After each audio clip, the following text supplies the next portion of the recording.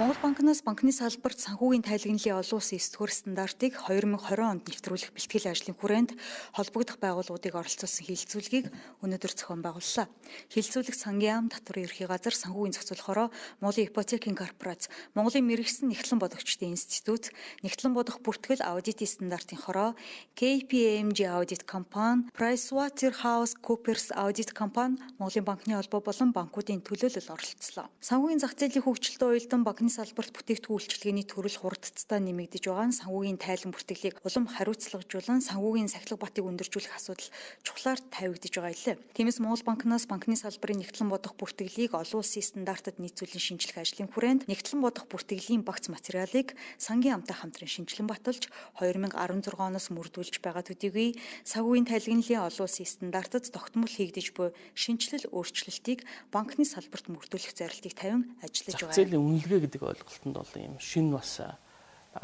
зүйлүүд нэвтэрж байгаа. Тэгэхээр одоо яг өнөөдөр байгаа энэ одоо олгосон зээлийн чинь яг зээл нь хэрвээ өнөөдөр одоо хэн шалгалтынхаа журмаар хэвийн зээл гэж ангилагдаж байгаа ч гэсэн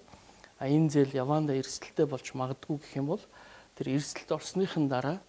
тэр зээл зориулсан нөгөө эрсдлийн санг байгуулах биш, өмнө нь энэ эрсдлээ өөрчлөлт тооцоод өмнө нь энэ эрсдлийн санг байгуулж явах ёстой гэдэг ийм л бас нэг зарчмын шин зүйл орж ирж байгаа. Энэ үеэр уг стандартыг хэрэгжүүлэхтэй холбоотойгоор оролцогчдын дунд хилцүүлгийг зохион байгууллаа. Төрөөс мөнгөний одлогын талаар 2019 онд баримтлах үндсэн чиглэлийн төсөл боловсруулах ажлын хүрээнд нэгтлэн бодох бүртгэлийн багц материалд өөрчлөлт оруулах, стандартыг банкудад мөрдүүлэх, бэлтгэл ажлыг хангуулах, стандартыг мөрдүүлэхэд учирч болцсошгүй хүндрэл бэрхшээлийн талаар хилцүүлгийн үеэр санал солилцож, цаашид энэ чиглэлээр хамтын ажиллагааг эрчимжүүлэхээр тогтлоо.